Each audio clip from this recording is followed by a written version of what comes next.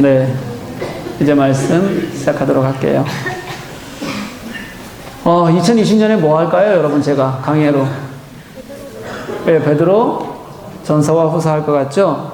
네, 한 해 꽉 채워야 될 것 같습니다.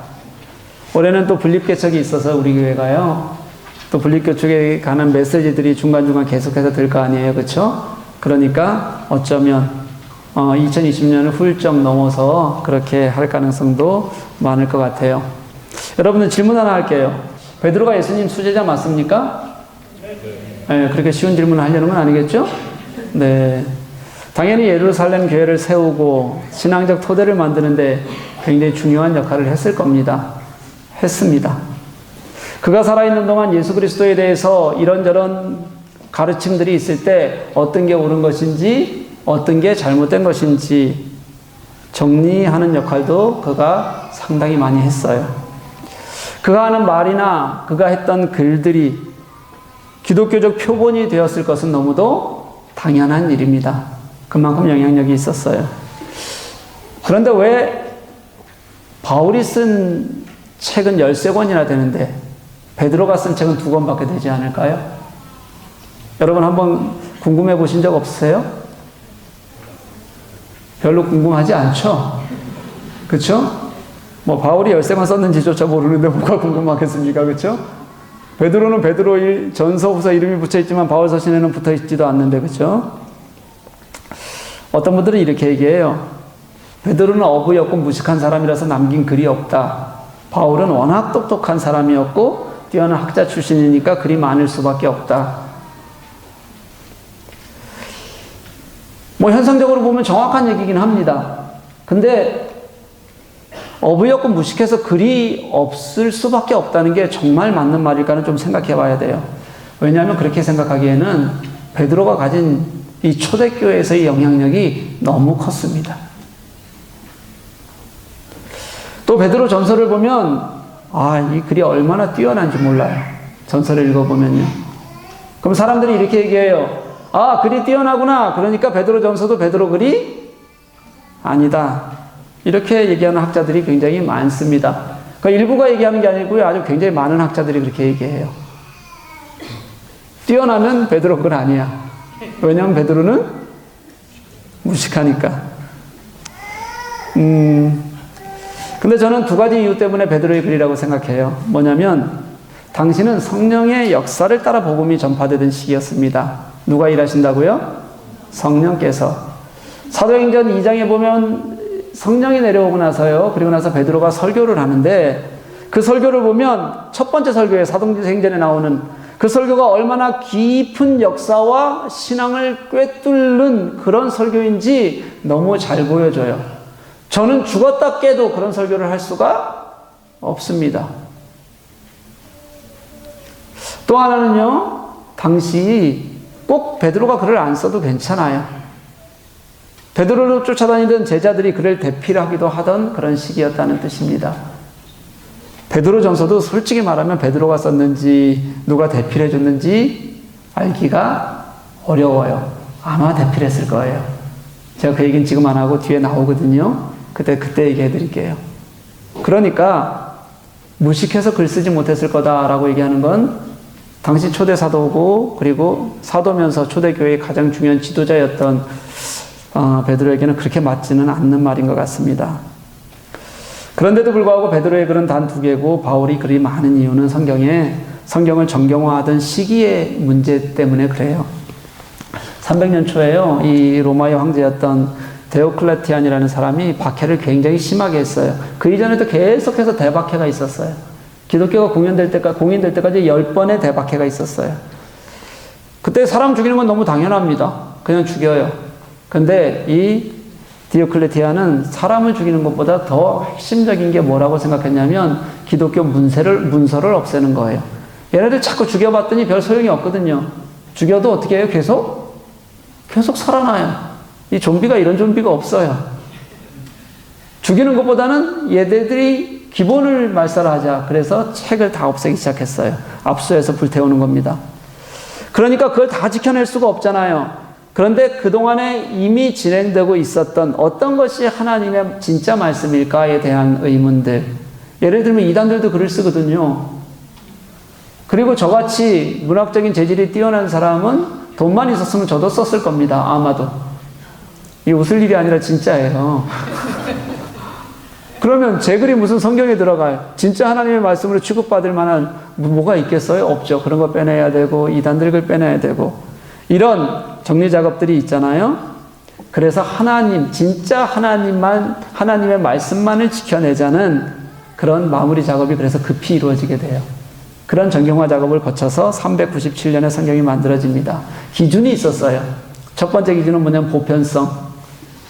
실제 여러 지역에서 정말 광범위하게 하나님의 말씀으로 읽히는 책이어야 했어요. 왜냐면 각 지역마다 잘못된 것들, 그 지역에서만 너무 뜨겁게 신앙처럼 읽히는 것들이 꽤 많았는데 그러지 말고 전 지역에서 읽히는 책이어야 된다. 두 번째, 정통성이요. 역사적 사실에 바탕을 두고 이게 정말 예수님의 가르침과 계명에 부합하는지에 대한 분명한 확신이 있어야 됐어요. 세 번째, 통일성이요. 이 글이 그냥 어디서 뚝 떨어진 것이 아니라 신구약 전체를 꿰뚫는 하나님의 구속의 역사 속에서 그렇게 예언하시고 성취하신 하나님의 말씀에 부합하는가. 네 번째는요, 사도성이요. 예수님의 제자이거나 예수님의 직접 제자는 아니었지만 그렇게 우기는 사람, 어떤 사람이 있다고요? 누구요? 바울 같은 사람, 직접 예수님과 관계가 있었던 사람들 글까지 이 사도성에는 당연하게 성령의 감동으로 쓰여졌는가 하는 것까지 포함이 되어서 이런 아주 중요한 기준들이 있었어요. 이런 여러 가지 까다로운 조건을 가지고 이제 성경 전공화 작업을 하는데요. 바울은 일찌감치 어디서 전도 여행을 했어요? 예루살렘에 머물지 않고 소아시아 지역, 그리스 지역, 그리고 어디까지요? 로마까지, 섬들까지 돌아다니면서 광범위하게 복음을 전했거든요. 그리고 이 바울의 글들은요, 굉장히 멀리 동방에도 상당히 많이 읽히고 있었어요. 그에 비해서 베드로는 어디에서 말씀을 전했어요? 예루살렘 중심이었고 소아시아 지역을 중심으로 그렇게 복음을 전했어요. 시간이 수백 년이 지났잖아요. 이렇게 시간이 지나면서 바울의 글이 훨씬 더 보편적으로 읽힐 수밖에 없는 환경이 되었다. 그러니 당연히 바울의 글이 많을 수밖에 없는 겁니다. 이런 정경화 작업의 결과라고 보시면 돼요. 하나님께서는 뛰어난 바울을 사용하시고 무식한 베드로를 사용하지 않으셨다. 그건 맞지 않는 말입니다. 그래서 실제로는요, 베드로의 글을 보면 여러분, 다른 서신에서는 볼 수 없는, 이거 직접 예수님을 경험했던 제자. 사실은 바울에게는 그게 없거든요. 바울에게는 교회에 대한 경험들이 있지, 예수님을 직접 만난 그 제자가 쓸 수 있는 풍성한 영적 감각, 이런 건 없어요. 이게 베드로의 글에는 고스란히 녹여져 있습니다. 또요, 베드로가 아니면 표현할 수 없는 개인적인 깊은 고백의 맛이 이 베드로서에는 아주 잘 남아 있어요. 무엇보다 중요한 게요, 예수 그리스도를 아는 사도적 믿음이라는 굉장히 의미 있는 그런 감성들이 이 베드로전서에는 굉장히 많이 남아 있습니다. 여러분, 이런 거 하나하나 저희가 이제 읽어 나가려고 해요. 이거 살펴나가면서 이 베드로전서를 읽는 즐거움이 저와 여러분들에게 넘칠 수 있기를 간절히 소망합니다. 근데 오늘은 안 읽으려고요. 말씀 하나하나 이렇게 들춰내는 건 다음 주서부터 하고요. 오늘은 베드로 이 전서의 배경 그리고 환경에 대해서 같이 한번 말씀을 나눠보고 싶습니다. 전체 내용 같은 거요. 이 글이 베드로가 쓴 거면 누구에게 보내진 것인가에 대해서 한번 좀 보려고 해요. 1절 말씀에 잘 나와 있죠? 예수 그리스도의 사도 베드로는 본도, 갈라디아, 갑바도기아, 아시아와 비두니아에 흩어진 나그네 이들에게 보낸 거예요. 여러분, 여기서 알고 있는 도시 이름들이 있어요? 알고 있는 이름들? 뭐요? 갑바도기아도 알아요? 다녀오셨어요? 거기? 그리고 또요. 갈라디아는 어떻게 알아요? 갈라디아 서가 있으니까 또 아는 이름 있잖아요. 아시아, 그쵸? 네. 다 어디에 있는 도시들이에요? 아시아에 있는 도시거나 지역 이름이에요. 이렇게 큰 지역. 그 지명들이에요. 그러니까 베드로 사도가 누구에게 보낸 편지? 아시아의 어떤 사람들이라고 써있냐면 흩어진 나그네 이렇게 얘기해요. 여기 나그네라는 단어가 여러분들이 또 되게 잘 아는 단어입니다. 무슨 단어 썼을 것 같아요? 디아스포라예요. 네. 디아스포라. 이 디아스포라는 그냥 어느 나라에서 사람들이 모여있고 니는 디아스포라 이렇게 얘기하는 것이 아니라요. 한 민족 중에서 본토를 떠나서 다른 지역에 있는 사람들을 일컬을 때 디아스포라라고 그래요. 그러니까 우리는 여기 있는 우리들은 뭐예요? 한인 디아스포라가 되는 거죠. 당시 이 베드로가 그러니까 이렇게 편지를 쓸 때는 뭐냐면 유대 땅을 떠나 아시아에 흩어져 살고 있는 예수님을 구세주로 받아들인 유대인들, 유대 기독교인들이 어디에서 살고 있어요? 아시아에 살고 있는 사람들, 그들을 향해서 쓴 글이 뭐예요? 베드로 전서 이렇게 생각하시면 됩니다. 그럼 베드로는 이 편지에 어떤 내용을 담았을까 한번 생각해 볼게요. 당시에는 우리가 잘 알지 못하는 굉장히 중요한 형편과 상황이 있었습니다. 그게 뭐냐면 요즘 우리 먼저 생각해 볼게요. 우리는 지금 알파벳을 사용하는 국가에 있습니다. 알파벳을 사용하는 국가의 대부분의 국가에서는 예수 믿는 것이 너무 편해요. 어려움이 없어요. 여러분 예수 믿으면 누가 때리든가요? 누가 잡아가요? 차라리 어때요? 도리어 혜택이 되고 도움이 되는 경우가 훨씬 많습니다. 그런데 여러분 한번 생각해 볼게요. 다른 지역들이 있어요. 어떤 지역에서는요, 여전히 수많은 기독교인들이 지금도 죽어갑니다. 우리는 경험을 해보지 않아서 몰라요. 근데 지금도 수많은 기독교인들이 죽어가요. 얼마 전 크리스마스 때 IS 애들, 이제 거의 다 뿌리를 뽑았다 그러는데 자기들의 아직도 건재함을 과시하려고 자기들 가지고 있는 방송으로요, 11명의 기독교인들을 크리스마스 날 참수하는 영상을 내보냈어요. 끔찍한 일이잖아요. 예수를 믿으면 교육권을 뺏기고요. 예수를 믿으면 시민권을 제한당하는 곳이 여전히 많습니다. 다른 종교들에 의해서 교회가 불에 타고 정당한 재판 과정도 없이 그저 집단 린치 당하는 그런 곳들이 수없이 아직도 많습니다. 국가 권력이요, 기독교를 아예 막는 나라가 부지기수입니다. 우리 한국과 가장 가까운 우리 동포들이 살고 있는 북한, 여전히 예수 믿으면 죽는 순교의 나라 1위를 튼튼하게 지키고 있는 지가 벌써 오래됐어요. 어쩌면 여러분 우리는요, 예수 믿는 게 너무 편안해서 그래서 예수님을 형식적으로 믿고 있는 것일지도 몰라요. 예수 믿는 게 너무 편안하니까 이게 진짜 나의 영혼의 삶과 죽음의 문제라고 여기지도 못하고 내가 예수 믿는 게 축복을 더 받을 것인가 덜 받을 것인가의 문제로 그렇게 여기고 있는 것일지도 모른다는 생각이 들어요. 베드로가 베드로 전서를 쓰는 시기에 그 시기에 베드로가 아마 로마에 있었던 것 같아요. 왜 로마에 가게 됐는지에 대해서도 추정이 좀 어렵습니다. 그런데 분명한 것은요, 기원 후 60년 어간 네로의 박해가 시작되었는지 시작되지 않았는지 잘 알지 못해요. 그렇지만 분명한 것은 당장 눈앞에 그들은 예수 믿으면 너무도 고통스럽거나 죽음에 이를 수 있는 박해를 눈앞에 직면하고 살고 있었던 것은 분명합니다. 네로의 조언자였다가요, 자결을 명령받고 죽었던 1세기의 철학자 세네카라는 사람이 있습니다. 그가 기독교를 두고 이런 말을 했어요. 정복을 당한 자들이 정복자들을 지배하려고 한다. 이 기독교가 정복당한 유대 땅에 있었던 종교 아니에요. 근데 로마 제국 여기저기에서 그들의 종교가 로마를 지배하려고 하는 것 같은 그런 두려움도 느꼈다는 거예요. 그뿐만이 아니라 유대인들이 가지고 있었던 반기독교적 폭력이라는 건요, 사람을 그냥 죽여도 괜찮았어요. 그래서 야고보도 죽었고요. 그런 폭력 속에 고스란히 놓여져 있는 사람들에게, 예수 믿는 게 정말 죽음의 소용돌이 속에 있는 것 같은 사람들에게 쓴 편지가 바로 베드로 전서입니다. 여러분, 당연하게도 베드로 전서에는 그러니까 고난의 이야기가 많습니다. 명사 빼놓고요, 동사만, 고난받다라는, 이게 생동감 있게 쓰려고 동사들을 많이 쓰잖아요. 고난받다라는 동사만 베드로 전서에만 12번이 나와요.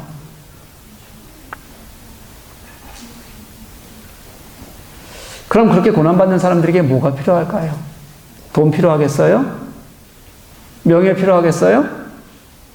아닐 겁니다. 그들에게 유일한 한 가지는 뭐냐면, 필요한 유일한 한 가지는 그 고난에서 벗어나는 소망입니다. 소망이요. 여러분, 누군가 진짜 어려움에 처해지잖아요. 예를 들어 볼게요. 너무 가난해요. 진짜 가난해요.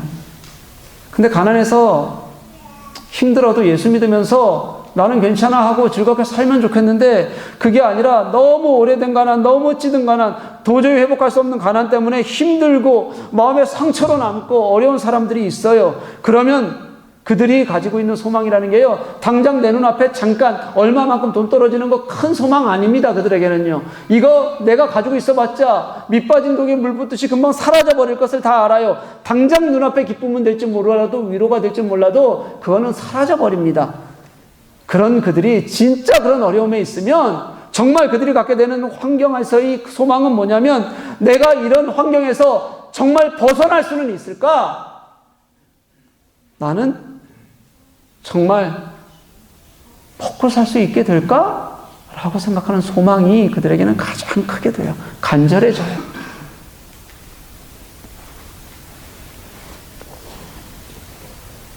이런 것처럼요, 베드로전서는 예수 믿는다는 것 하나로 고난에 처해 있는 사람들, 고난을 눈앞에서 경험해야 되는 사람들에게 소망을 주고 싶었어요. 지금 흩어져서 있는 여러 나라에 있는 모든 사람들이 똑같아요. 그 중에서 내가 다니면서 그렇게 복음을 전했던 소아시아의 그 변방의 디아스포라들에게도 일어서자, 소망 갖자, 그걸 알려주고 싶어서 쓴 글이 베드로 전서입니다.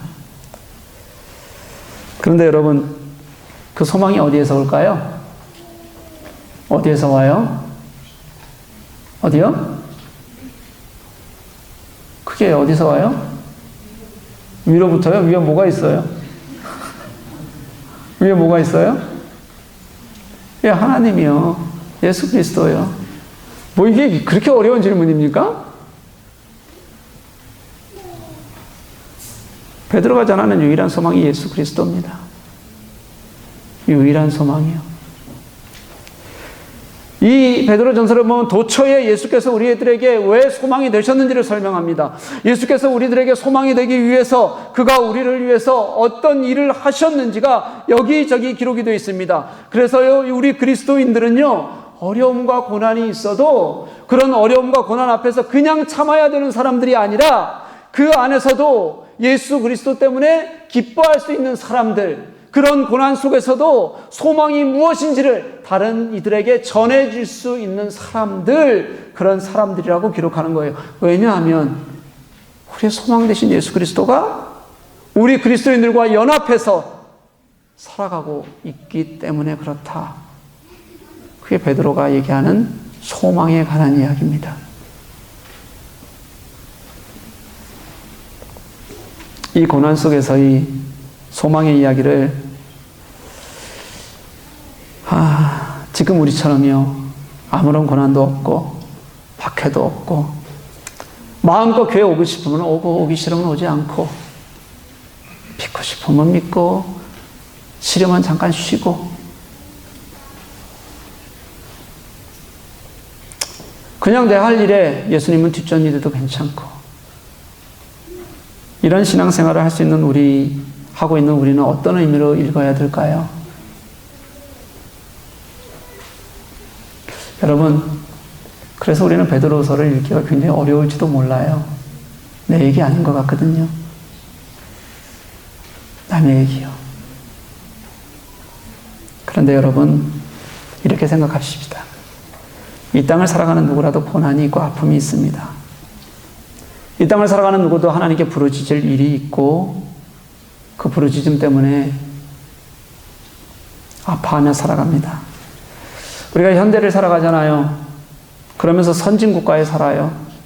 민주주의 국가에 살아요. 그리고 우리는 기독국가에 살고 있습니다, 지금. 그러니 예수를 믿는 고통은 우리들에게 없을지 모르겠습니다. 그렇지만 이런 세상일수록 더 고도화되고 다양성이 넘치고 양극화되고 누구라도 그 안에서 겪는 아픔, 그런 아픔들이 있어요. 우리가 환경 때문에 만약에 고난을 받지 않는다면 그 환경 속에서 내가 스스로 하나님을 떠나게 되는 수많은 유혹들과 그런 고난들이 우리들에게 있어요. 그래서 하나님 대충 믿는 거예요. 또 한편으로 보면 우리가 아무리 치료를 해도 정복했다고 해도 우리가 감당하지 못할 더 무서운 질병들이 늘 생겨나요. 내가 감당하지 못할 내 손을 떠난 것 같은 그런 병에만 걸려도 우리가 어떻게 할 수 없는 고난, 그런 고난을 우리는 경험하고 살아요. 관계는 점점 파괴되고요.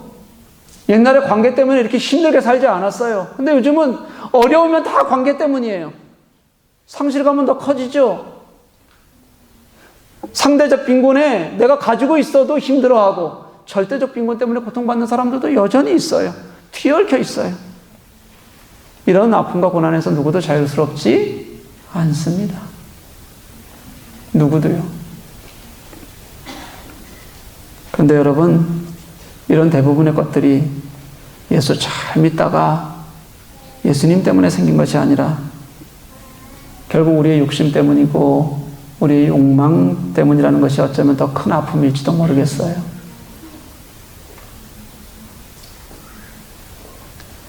그래서 저는 여러분들에게 분명히 선언합니다. 그래서 회복도 예수 그리스도로 해야 해요. 그래서 예수만이 나의 소망이 되신다는 것에서 다시 시작하지 않으면 불가능한 일입니다. 사랑하는 여러분, 저는 우리가 이 베드로의 글을 읽어나가는 동안 우리 삶 안에 진정한 소망 되시는 예수 그리스도를 더 깊이 만나는 은혜가 있기를 간절히 소망합니다. 그게 무엇이었든지요, 우리가 완전히 무너진 곳에서 그 안에서 다시 보게 되는 예수님을 향한 소망이 좀 있었으면 좋겠어요. 그래서 이스라엘 백성들이 광야에 나갔더니 정말 아무것도 내가 할 수 있는 일이 없어서요. 그래서 하나님 밖에는 의지할 것이 없어서 하나님이 그들의 참 하나님이 되셨듯이 예수 그리스도가 나의 삶의 전부가 되심을 깨달아 아는 그런 은혜의 시간이 우리들에게 있었으면 좋겠습니다. 그러려면 지금 내가 어떤 모습을 하고 있는지 여러분 회피하지 마셔야 돼요. 하나님 앞에서 나를 분명히 그대로 내세우고요, 외면하지 않는 용기가 있어야 됩니다. 진짜 그리스도인으로서 내가 어떻게 하나님 앞에서 책망받건 보이건 나를 하나님 앞에 고스란히 내어놓고 그렇게 하나님과 마주하는 그런 용기가 우리들에게 필요해요. 그리고 나서 내 안에서 일하시는 하나님을 경험하기 시작하면 그 하나님이 얼마나 내 속에 크시고 좋은 분이신지를 우리가 경험하고 깨닫게 되는 거예요. 제가 목회를 하면서 가장 많이 듣는 게 그겁니다. 목사님, 하나님은 진짜 우리가 완전히 무너지는 것, 다 내어놓는 것을 원하세요? 여러분 어떨 것 같으세요? 진짜 완전히 무너지고 다 내어놓는 걸 원하실 것 같아요? 아닐 것 같아요? 질문 제가 다시 해볼게요. 바꿔볼게요. 여러분들이 쉽게. 그렇게 질문하는데 저는 이렇게 바꿔서 질문 드리는 거예요. 그럼 하나님은 내가 할 건 내 것 찾으면서 하나님 예배한다고 하면 기뻐하실까요? 아니잖아요. 기뻐하실 리가 없죠.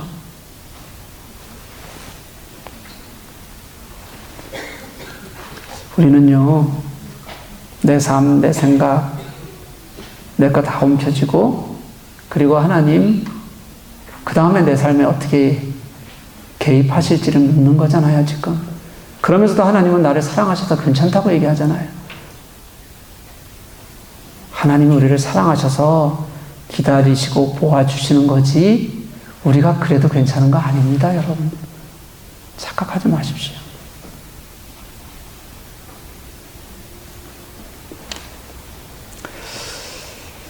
내가 내 것 다 내어놓을 수 없으니까 선을 좀 지키는 거예요. 그리고 하나님께, 하나님, 내가 이만큼 하면, 하나님, 당신이 내게 축복 주셔야 되는 거 아닙니까? 이 정도 하면 괜찮은 거 아니에요?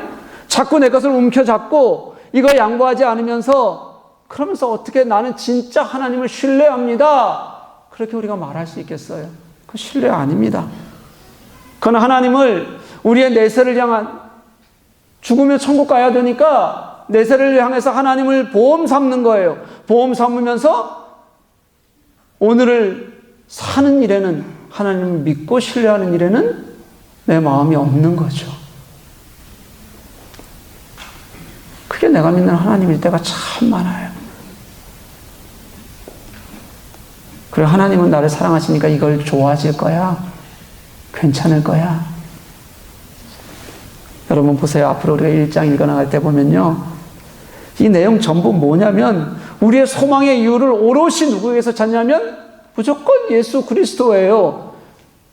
예수 그리스도께서 이 땅에 오셔서 어떤 사명을 가지고 영광으로 우리를 가르치셨는지, 그리고 그 안에 예수께서 어떻게 사셨는지를 우리들에게 보여주면서요. 지금 우리 인간의 욕망을 표현할 때는 뭐라고 표현하냐면 이 베드로서 보면 썩어질 것이다, 시들어버릴 것이다, 심판받을 것이다, 그렇게 설명해요.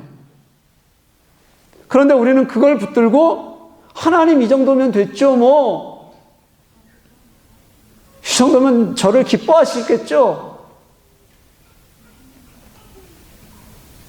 이렇게 말한단 말이죠. 제가 볼 땐 여러분, 전부를 드리지 않으면 여전히 세상에 더 깊이 빠져 있는 겁니다. 제가 그럼 이렇게 다시 한번 질문해 볼게요. 여러분 당장 하나님께서 드리라고 하시면 여러분의 삶과 모든 것, 가진 것 다 드릴 수 있으십니까? 누가 아멘 하셨어요? 누가 아멘 하셨어요 지금? 집사님 하셨어요? 삶과 가진 것 전부입니다. 네. 그래도 한 분 계시니 감사하네. 1부 예배 한 분도 안 계셨어요.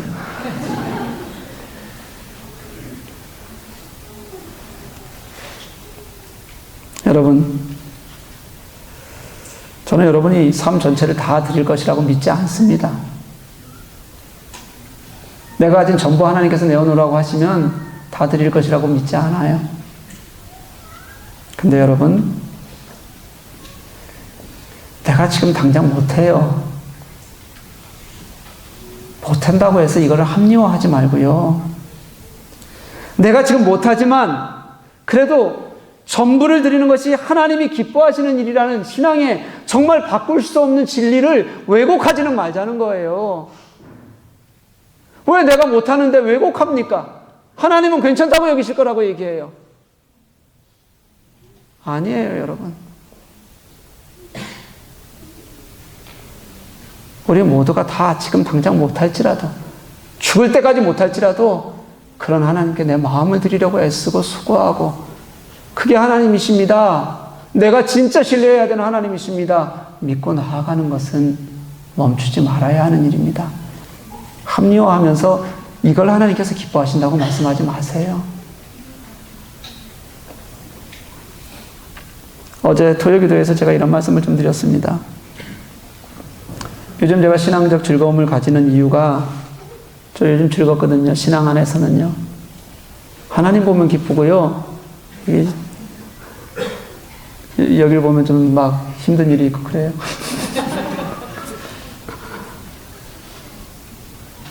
그 이유가 진짜 뭔가 보면 진짜 하나도 가지지 않은 것 때문이라는 게 제가 분명히 느껴져요.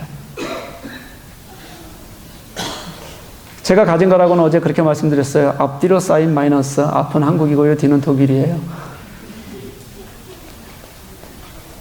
그게 뭐 그리 즐거운 일이겠습니까? 그런데요, 정말 가끔 불안할 때가 있어요.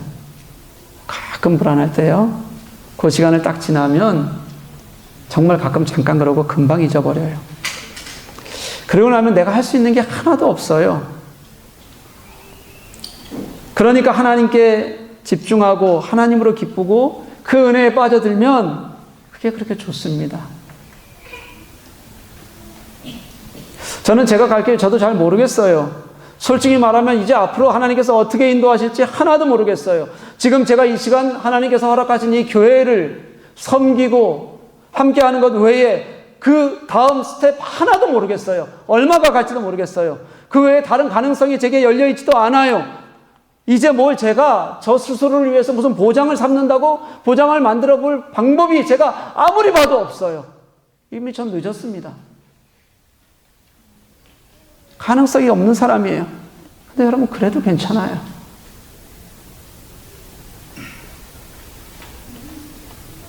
그래서 더 괜찮습니다.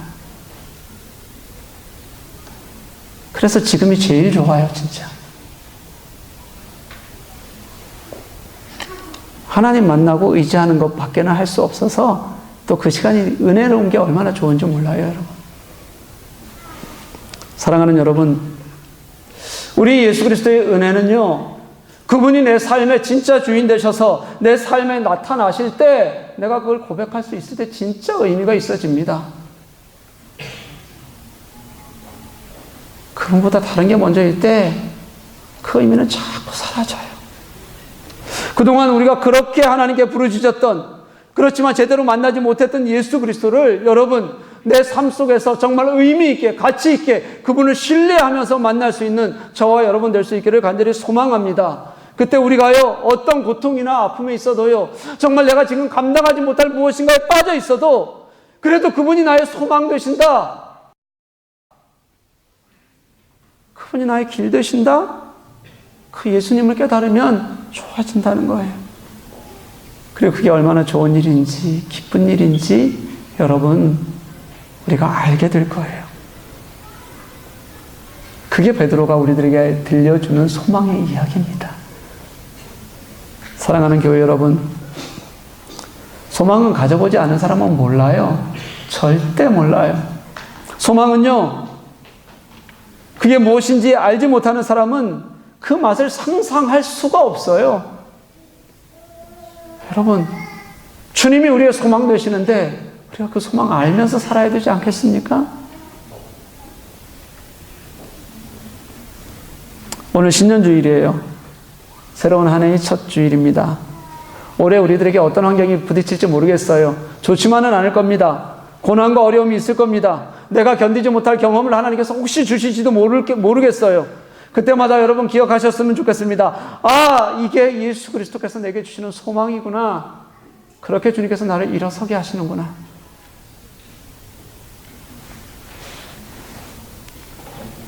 우리가 말씀을 읽어나가는 말씀 한 구절 한 구절에서 그렇게 녹아있는 베드로 사도의 친밀한 음성을 들을 수 있는 그런 시간이 되었으면 좋겠습니다. 여러분, 우리 가진 거 많지 않잖아요. 어쩌면 아니죠. 우리는 진짜로 지금 고국 땅을 떠나 육체적 디아스포라로 이곳에 살고 있어요. 그리고 어쩌면 우리는 여전히 하나님을 제대로 보지 못하는 하나님의 언저리를 돌고 있는 영적 디아스포라, 영적 난민일지도 모릅니다. 새로운 한 해는 그런 영적 난민으로 살고 있던 내게 진정한 소망 되셔서 찾아오시고 말씀하시고 깨닫게 하시고 결국은 나를 뜨겁게 당신의 소망 안에 두게 하시는 그런 주님의 은혜를 온전히 축복으로 누리는 저와 여러분 될 수 있기를 주님의 이름으로 간절히 축복합니다.